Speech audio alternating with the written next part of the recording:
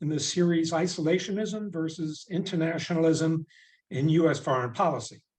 Well, I'm not really on a beach in Hawaii, but I am doing this from a hotel room because a leak developed in our house and they have to repair it. So my wife and I are refugees for the moment.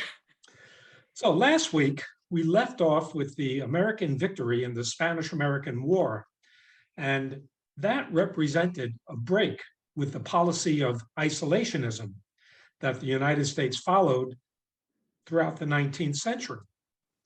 The Treaty of Paris, which ended the Spanish-American War, ceded Puerto Rico, the island of Guam, as well as the Philippines to the United States. And so as a result, the Spanish-American War transformed the United States into the position of a world power. And the administration of President William McKinley didn't stop with the former Spanish possessions. He proceeded to annex the Hawaiian Islands. Also, the United States annexed the western portion of the Samoan Islands, as well as Wake Island in the Pacific. But not all Americans were comfortable with those changes. In his message to Congress asking for a declaration of war against Spain, President McKinley insisted that the US needed to act on humanitarian grounds in order to save Cuba from Spain's brutal rule, in order to spread democracy and freedom. But in so doing, America became an imperialistic power, a country with colonies. And so the United States emerged from the Spanish-American War with an overseas empire. There were three main groups that were pushing the United States away from isolationism at the turn of the century.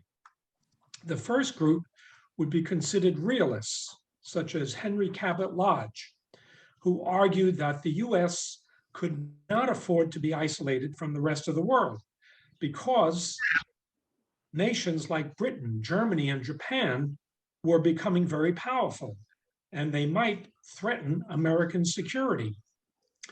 The realists also argued that America should use its growing strength to push Spain and Britain completely out of the Western Hemisphere, and that the United States should build a big navy and acquire territory in the Pacific to protect against any aggression from Asian nations.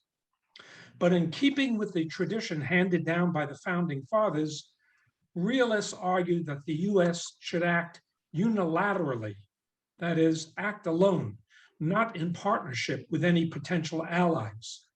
And so realists argued for both internationalism and unilateralism. A second group wanting for America to abandon isolationism were called redeemers.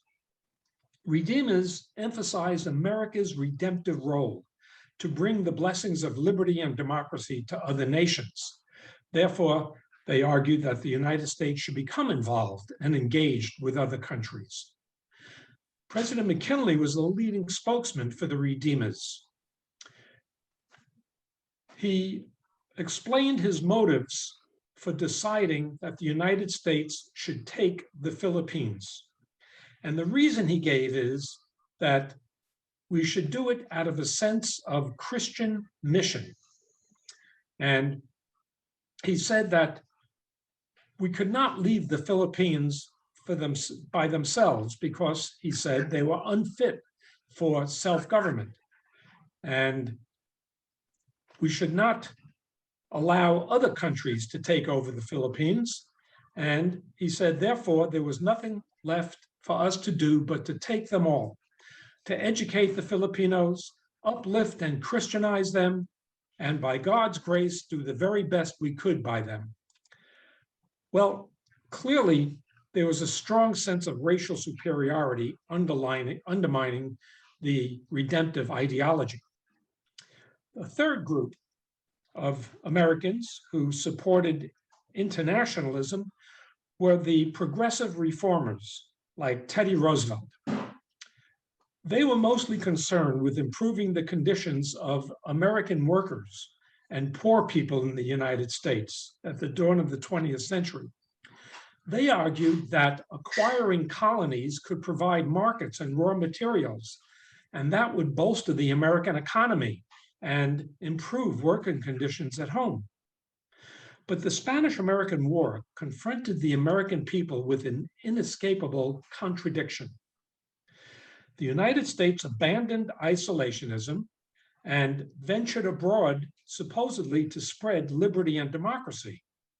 But it ended up establishing imperial rule over people who had no desire to be governed by the United States. Specifically, after the Spanish-American War, Filipinos expected that the United States would grant them their independence because that's exactly what the United States did in 1776 against Britain. But the question of whether to grant the Philippines independence or not led to an intense debate between imperialists and anti-imperialists in Congress. Americans who opposed colonial rule over the Philippines thought it was morally wrong for the United States to acquire overseas territories. Anti-imperialists argued that if the United States was to have colonies, it would contradict the Declaration of Independence, that it would compromise America's ideals and its special mission in the world. It would undermine Republican principles upon which the nation was founded, that the United States could not join European countries in exploiting other people without betraying our anti-colonial tradition. Other anti-imperialists argued that having colonies might get us involved into wars with other imperialistic countries. Others objected on the grounds of race, fearing that annexation of colonies might eventually permit the non-white Filipinos to have a role in American government, which they opposed. Others opposed taking colonies because they said it would be too expensive. We would need a two-ocean navy to protect our overseas possessions.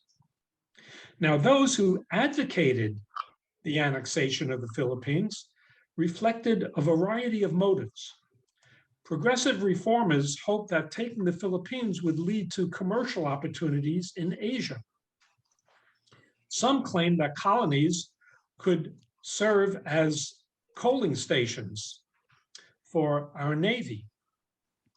Redeemers were concerned that the Filipinos were incapable of self-rule and that it was part of America's mission to uplift and civilize so-called inferior races. That's the reason President McKinley gave for taking the Philippines. And realists feared that if the United States did not take control of the Philippines, that other powers such as Germany or Japan might do so. In the end, the Treaty of Paris was ratified by the Senate 57 to 27, barely clearing the required two-thirds majority. And so Puerto Rico, Guam, and the Philippines became American colonies after the Spanish-American War. Although the people there had not consented to acquisition by the United States, nor did they have any say in Congress, and they were not eligible for US citizenship, although Puerto Ricans were granted citizenship in 1917. Now, shortly after the acquisition of colonies, some Americans had buyer's remorse. The people of the Philippines resisted American rule, and that resulted in an insurrection that took 3 years for the United States to suppress. An anti-imperialist league was founded in 1898, and its members argued that ruling over other peoples violated the principles of 1776. But with the American economy on the upswing, President McKinley was easily reelected in 1900. And that victory represented a tipping point in American foreign policy. The results of the 1900 election revealed that American attitudes towards foreign entanglements had changed, and that a majority of the American public approved of the United States becoming a world power. McKinley was assassinated in 1901, and his vice president, Teddy Roosevelt. I'm hearing an echo. I'm not sure what the reason is. And Vice President Teddy Roosevelt then became president. And he wanted a much more muscular foreign policy. He was an advocate of the United States building a world-class battle fleet. He had fought in Cuba as a member of the Rough Riders, and he was a staunch defender of the Treaty of Paris, which awarded Spain's colonies to the United States. And he was also interested in building a canal through Central America to connect the Atlantic and Pacific Oceans. For years, US naval leaders had dreamed of building such a passageway through Central America. A canal across Central America would shorten the trip from San Francisco to New York by 8,000 miles. Teddy Roosevelt dreamed of building this canal through Panama, a country that was a colony of Colombia at the time. Teddy Roosevelt offered to purchase Panama from Colombia, but Colombia turned the offer down. And so the United States supported Panamanians to revolt against Colombia. And when that revolt was successful, Panama gave the US perpetual control over a zone through which a canal could be built. And the United States paid Panama $10 million for that zone. Construction of the canal was finally completed in 1914. And that turned the Panama Canal Zone into a major staging area for American military forces. And it made the US the dominant military power in Central America. Now, although the United States continued to follow a policy of isolationism throughout the 19th century, it regarded Latin America as its own backyard. And so, as I mentioned last week, in 1823, President James Monroe issued his famous Monroe Doctrine that warned European nations from intervening in the Western Hemisphere. But the United States intervened on behalf of Cuba's revolt against Spain in 1898. And during Teddy Roosevelt's presidency, several Caribbean nations had loaned money from European governments, and then they defaulted on the debt.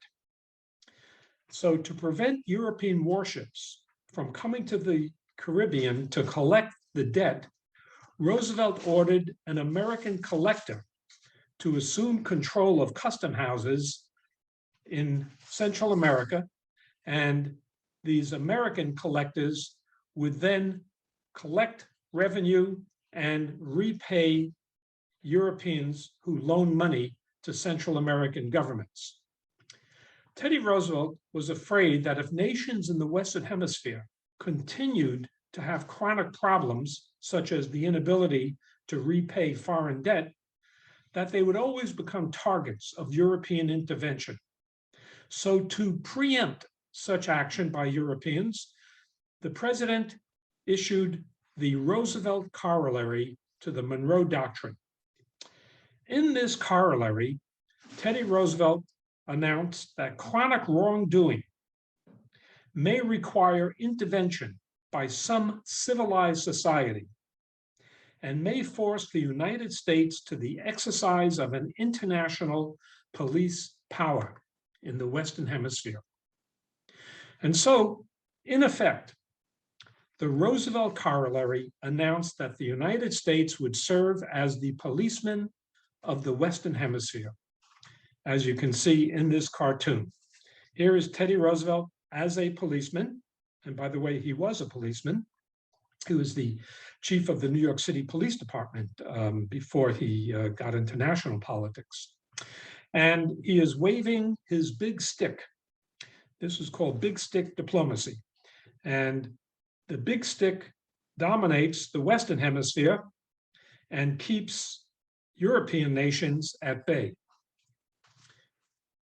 And so the Roosevelt Corollary changed the intent of the Monroe Doctrine because it explicitly asserted America's right to intervene throughout the Western Hemisphere. And so during Teddy Roosevelt's presidency and for the 3 decades that followed, the United States regularly sent military forces to countries throughout Central America and the Caribbean. And you can see on this map where US troops were sent to Cuba, Nicaragua, Panama, Haiti, Dominican Republic, and the years in which those troops were sent.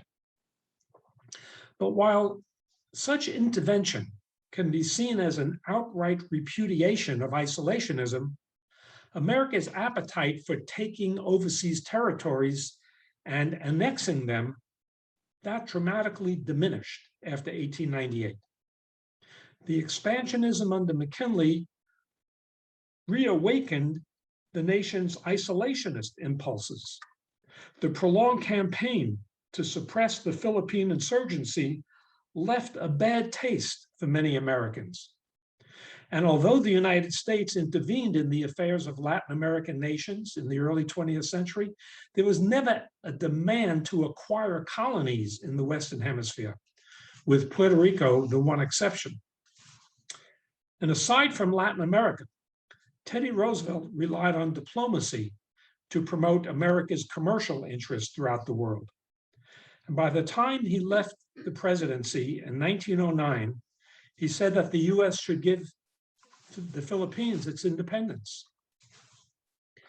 William Howard Taft succeeded Roosevelt, and he was determined to promote the nation's commercial interests in a policy that was labeled dollar diplomacy.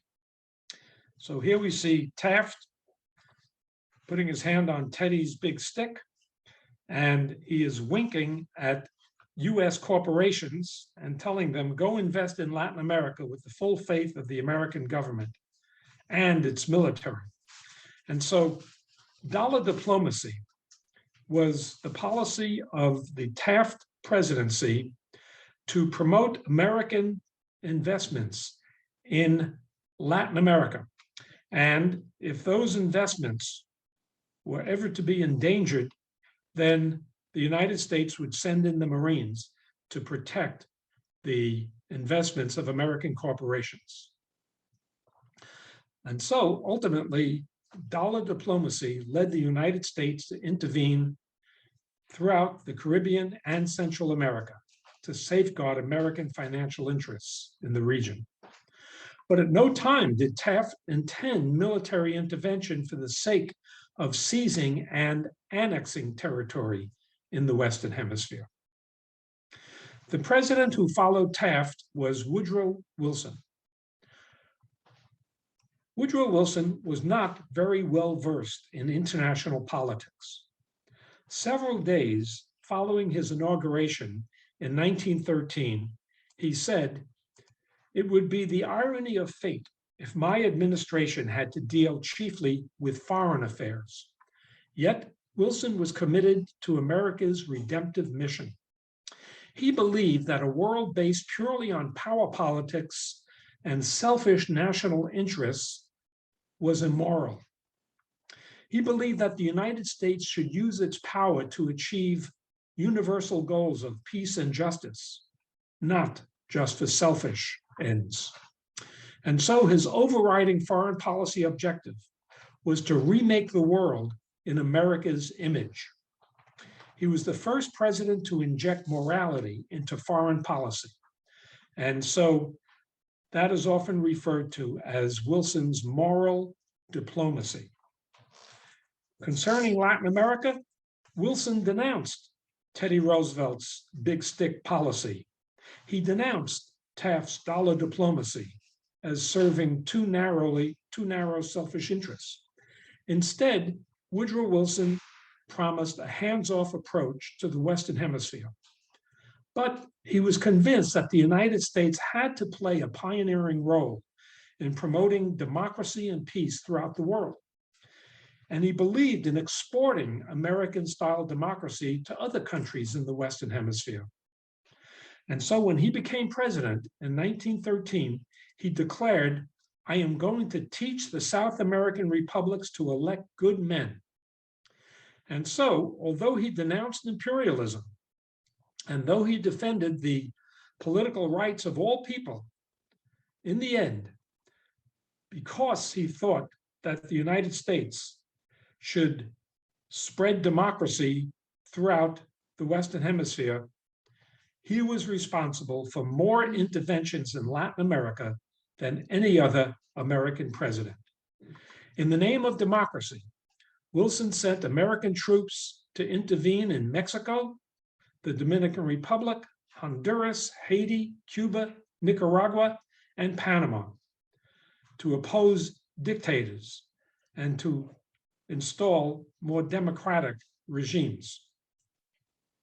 When World War I broke out in August of 1914, Wilson adhered to the warnings of the Founding Fathers and declared that America would be neutral. "The United States must be neutral in fact as well as in name," he said. "We must be impartial in thought as well as in action. We must put a curb upon our sentiments." And so, while European nations went to war in 1914, the United States stayed out. In the 1916 presidential election, he underscored his determination to avoid entanglement in European affairs. His campaign slogan in 1916 was, "He has kept us out of war." And that slogan won him re-election. The American people agreed, and he was elected for a second term. But in January of 1917, Germany resumed submarine warfare and began to attack US ships. And Germany then proposed an alliance with Mexico, urging Mexico to attack the United States. Such developments convinced Wilson that the United States could no longer remain neutral. And on April 2nd, 1917, President Wilson asked Congress for a declaration of war against Germany. And so, for the first time in 121 years, an American president ignored Washington's advice, and the United States became entangled with Europe. But in his war message to Congress, Wilson emphasized America's redemptive mission to heal the world. He hoped that World War I would be a war to end all wars. The aim of America's entry into the war, he claimed, was to make the world safe for democracy, to reform the old international order that was based on power politics that led to World War, and to replace it with an international order based on law and reason and diplomacy, and that a new international institution would preserve peace. And that institution, a brainchild of Woodrow Wilson, was the League of Nations. But after America's entry, the war dragged on, costing the lives of 100,000 US troops. And so the American public grew disillusioned with Wilson's lofty aims. His Democratic Party lost both houses in the 1918 midterm election, and Republicans ran against Wilson's peace plans. At the end of the war, the Treaty of Versailles was drawn up to establish peace after World War I. When Wilson presented the Treaty of Versailles for ratification to the Senate, it contained the League of Nations, which, once again, Wilson heartily endorsed. And in trying to convince senators to ratify the treaty, Wilson called forth the image of America as the chosen nation. He told senators, quote, "It has come about by the hand of God who led us this way. We cannot turn back. We can only go forward to follow the vision. America shall, in truth, show the way." So once again, America as a shining city on a hill. But although Wilson thought America was on the brink of fulfilling its messianic mission, die-hard isolationists opposed US participation in the League of Nations. They argued that if America was a member of the League of Nations, it would entangle the US with European concerns, that membership in the League would constitute alliances with European nations, and that would forsake the policy of isolationism, which had served the nation so well in the past. They particularly objected to the League's requirement that nations should join together in collective action to punish aggressors, because they said that might drag the United States into unwanted wars. Others were opposed to the League on racial and religious grounds, objecting that the United States should not join an organization where Blacks might outnumber whites, or where the United States could be outvoted by predominantly Catholic member states. In the end, Wilson's idealistic internationalism provoked a backlash, and the Senate rejected the Treaty of Versailles, as reflected in this cartoon. So this cartoon shows a wedding taking place, and the preacher is holding not the Bible, but a book labeled League of Nations. And he says, if any man can show just cause why they might not lawfully be joined together, let him speak now. And the wedding is between Uncle Sam and the bride, that's called foreign entanglements. And so membership in the League of Nations would entangle the United States in the affairs of other countries. And here, coming through the window, is the US Senate objecting to this marriage. And so the marriage never took place because the Senate rejected the Treaty of Versailles. And after Wilson, Warren G. Harding was elected president in 1920, and he promised a return to normalcy, which in foreign policy meant a return to isolationism. In his inaugural speech, he declared, "We seek no part in directing the destinies of the old world. We do not mean to be entangled." And so there was widespread support for a return to isolationism. Why? Because for most Americans, US entry into World War I was seen as a mistake.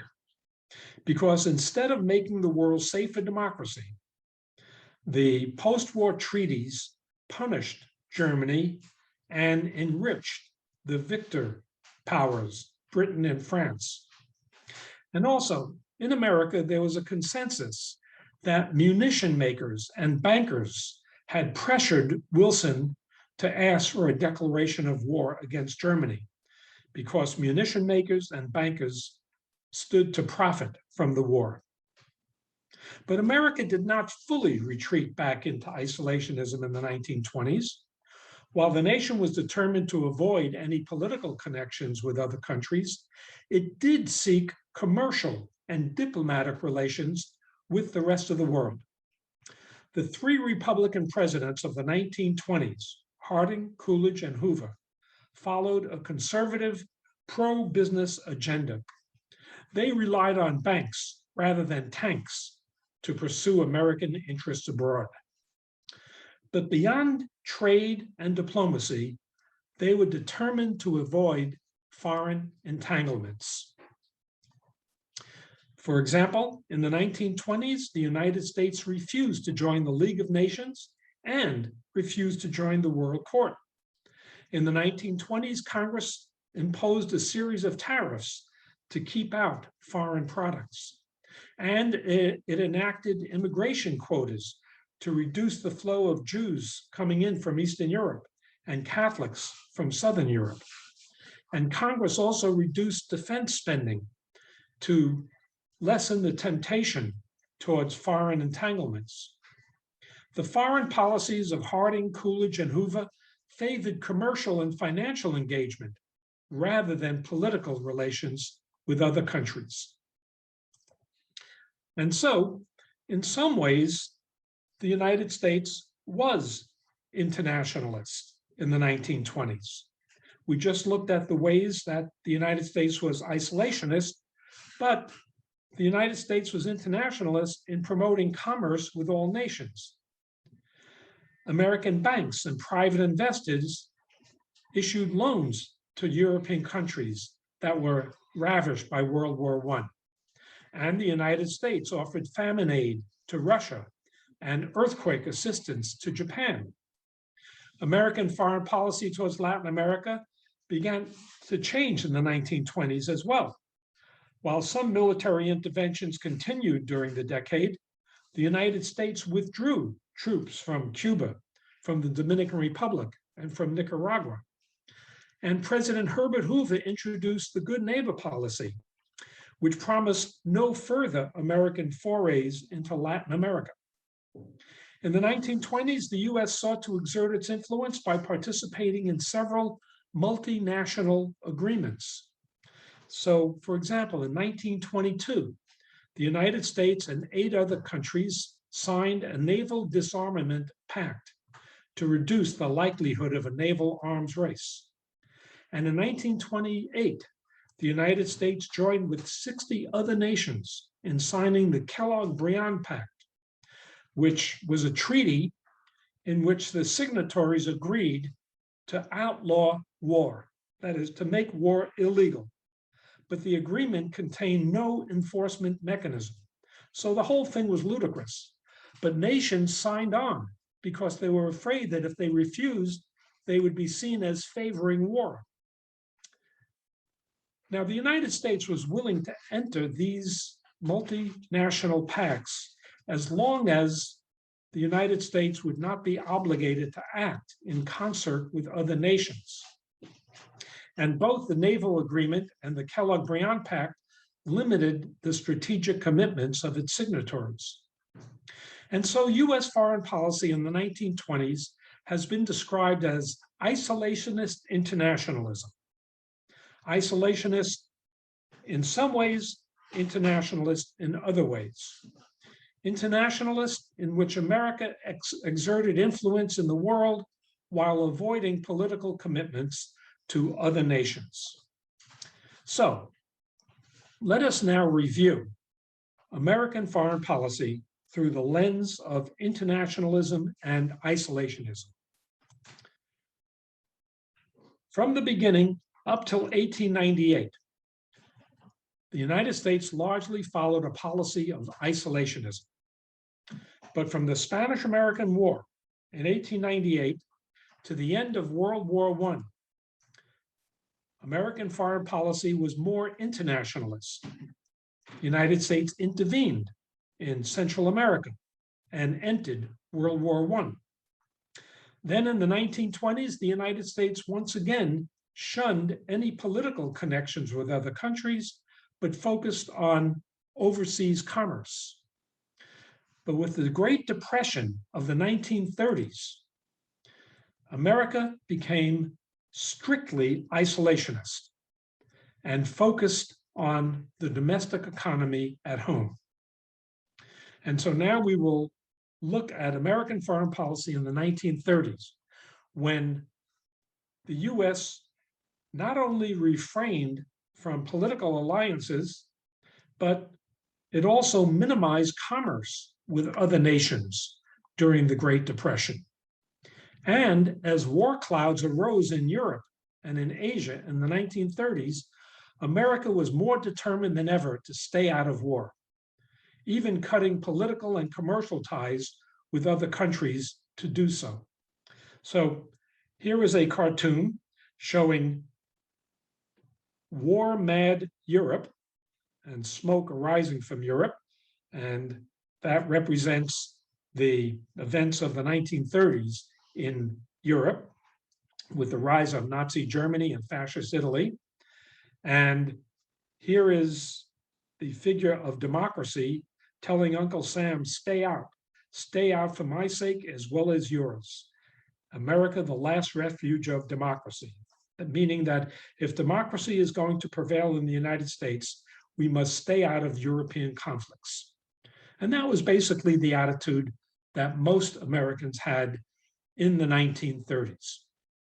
In his farewell address in 1796, Washington proposed commerce with all nations, but alliance with none.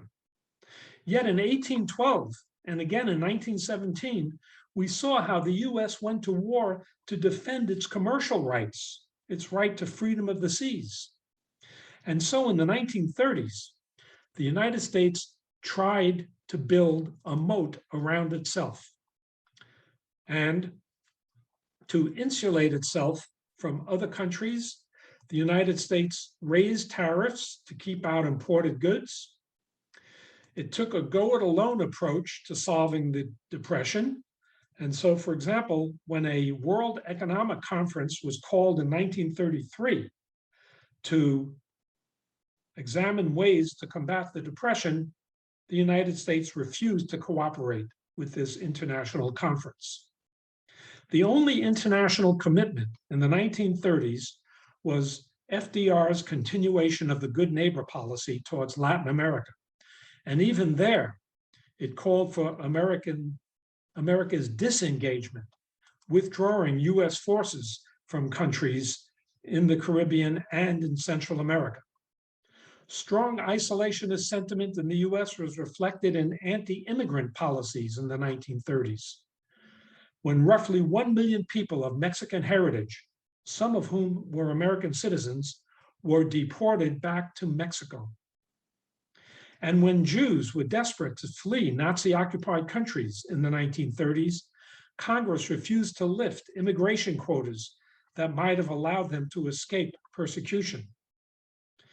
Because there was an overwhelming consensus that America's decision to enter World War I was a mistake, there was strong determination to avoid the missteps that drew the US into war in 1917.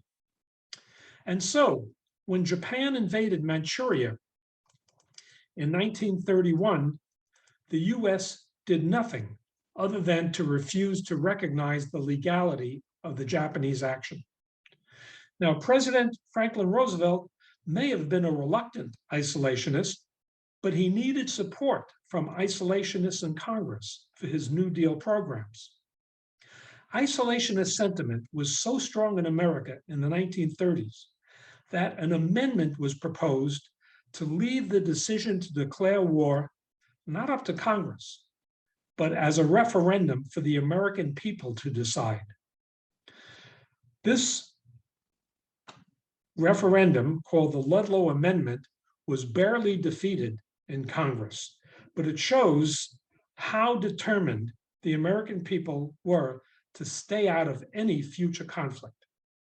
And the United States stood by when Mussolini's Italy attacked Ethiopia in 1935. And the United States refused to take sides in the brutal Spanish Civil War that broke out in 1936. By the 1930s, most Americans were convinced that munition makers and bankers had pressured the US to enter World War I. So to further assure against getting involved in foreign conflicts, Congress passed a series of Neutrality Acts to make sure that it would never happen again. The Neutrality Act of 1935 prohibited the United States from selling arms to belligerent nations. Now, the term belligerent refers to nations at war, but it makes no distinction between aggressor and victim. And so, the ban on trading arms was imposed against both Italy and Ethiopia when Italy attacked Ethiopia in 1935. even though the League of Nations had branded Italy the aggressor. This 1935 Neutrality Act also stipulated that US citizens traveling on ships passing through war zones did so at their own risk. Clearly, Congress had the 1915 German sinking of the Lusitania in mind when 128 American passengers died.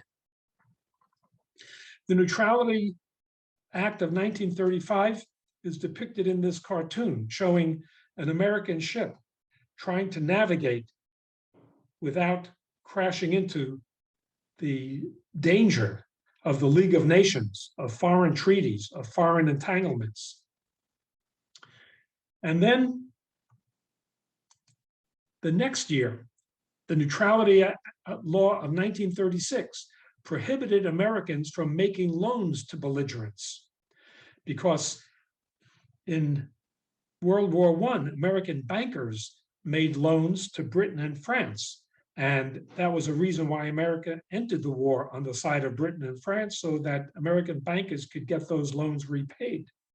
But the Neutrality Act of 1936 prevented any Americans to make loans to nations at war. As Europe continued down the path to world war in the 1930s, American neutrality legislation further tightened restrictions. The Neutrality Act of 1937 gave the president authority to ban all trade with belligerents, not just arms, and it prohibited US citizens from traveling on ships of belligerent nations. However, the Neutrality Act did grant cash and carry for non-military goods.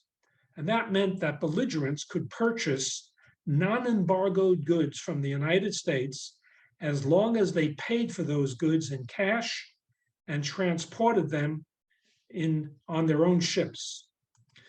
The 1937 law also prohibited Americans from traveling on ships of belligerents and prohibited the arming of US merchant ships.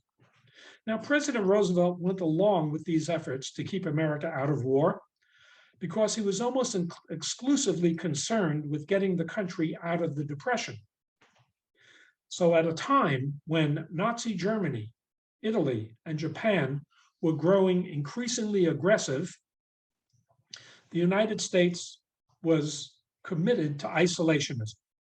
But in 1937, FDR delivered a speech calling on the nations of the world to quarantine aggressor nations. He said, when an epidemic of physical disease starts to spread, the community approves and joins in the quarantine of the patients in order to protect the health of the community against the spread of disease. And so he's urging other nations to act against Germany, Italy, and Japan. But that speech only backfired. It triggered a widespread protest from isolationists in America, who feared that what Roosevelt was trying to do was to get the United States to act in accord with other countries. And FDR was disappointed in the public reaction to his speech, but it made him realize the strength of isolationist sentiment in the United States. And so, when in 1937, Japan sunk an American ship in China, Roosevelt accepted an apology from Japan and took no further action, clearly expressing his intent to remain isolationist. So from 1935 until 1939, FDR and Congress worked together to distance the United States from the mounting tensions in Europe and Asia. But by the beginning of 1939, Roosevelt came to believe that if Nazi Germany were left unchecked, it could represent a serious threat to American security. When Germany invaded Czechoslovakia in March of 1939, it convinced FDR to switch to a policy that would permit the United States to give military aid to countries fighting fascism. And when Germany invaded Poland on September 1st, 1939, Britain and France declared war on Germany 2 days later, and that began World War II. 2 months later, Congress enacted a fourth Neutrality Act that repealed the arms embargo, which allowed Britain and France to purchase armaments from the United States on a cash and carry basis. In August of 1940, FDR bypassed Congress by signing an executive order transferring 50 old US destroyers to Britain in exchange for British military bases in the Caribbean. And in September of 1940, the administration introduced the first peacetime draft in American history. So while taking these measures, Roosevelt repeatedly tried to assure the public that he had no intention whatsoever of entering World War II. At a campaign stop in the 1940 election, he declared, "I said it again and again and again. Your boys are not going to be sent into any foreign wars." But Roosevelt was convinced that American security would be endangered if Britain fell to the Nazis. And so he moved cautiously to aid Britain. By 1941, American warships began escorting British convoys in the Western Atlantic. And these American ships had several hostile encounters with German U-boats. American ships patrolling the North Atlantic informed British aircraft of the locations of German U-boats. And by November of 1941, Congress passed legislation providing for the arming of US merchant ships so they could defend themselves against German attack. So by November of 1941, America was neutral in name only. In reality, we were trying to help Great Britain as much as possible. In March of 1941, FDR secured Congress's approval for Lend-Lease, that is, American aid to nations fighting Germany. And after Germany attacked the Soviet Union in June of 1941, the Lend-Lease program was extended to the Soviets. Now turning to Asia, FDR's response to Japanese aggression was cautious and instrumental. Even after Japan's full-scale invasion of China in 1937, the United States did not impose economic sanctions against Japan. But when Japan launched attacks throughout Southern and Eastern Asia in 1940, FDR banned the export of aviation fuel and scrap iron to Japan. And after Japan invaded French Indochina in July 1941, the United States cut off all oil exports to Japan. And so by December 1941, Japan deemed war with America inevitable. And so it launched a surprise attack on Pearl Harbor. But until December 7th, 1941, isolationists fought against Roosevelt's policies. Until then, there were many Americans who held on to the policy of non-interventionism. Although they were a minority by 1941, they were well organized and they had a powerful presence in Congress. Isolationists rooted their argument in historical precedent, citing events such as Washington's farewell address and America's disappointment after World War I.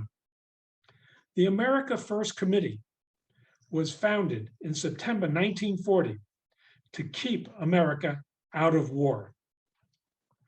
It attracted some 800,000 members, including Charles Lindbergh, Henry Ford, Father Charles Coughlin, and a young law school student at Yale University, Gerald Ford. It also attracted a recent college graduate, John F. Kennedy, who donated money to the America First Committee. The leading spokesman was Charles Lindbergh.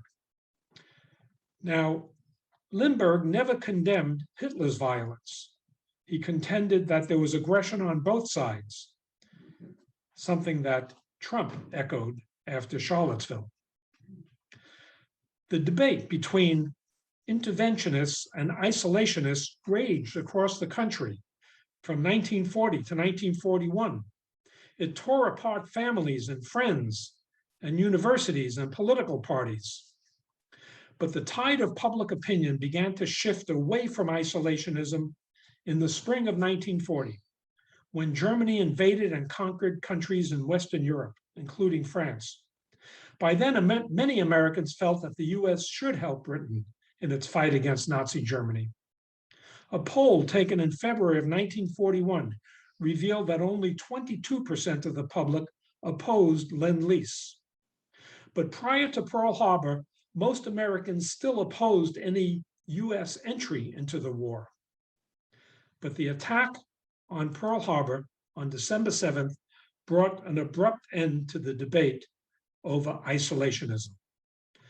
The country rallied behind Roosevelt's request for a declaration of war against Japan. The Senate voted 82 to nothing, and the House 388 to 1. But there still was little support for a declaration of war against Germany. After all, it wasn't Germany who attacked us, but Japan. It was only when Germany declared war on the United States 3 days later that Congress approved declarations of war against Germany and Italy.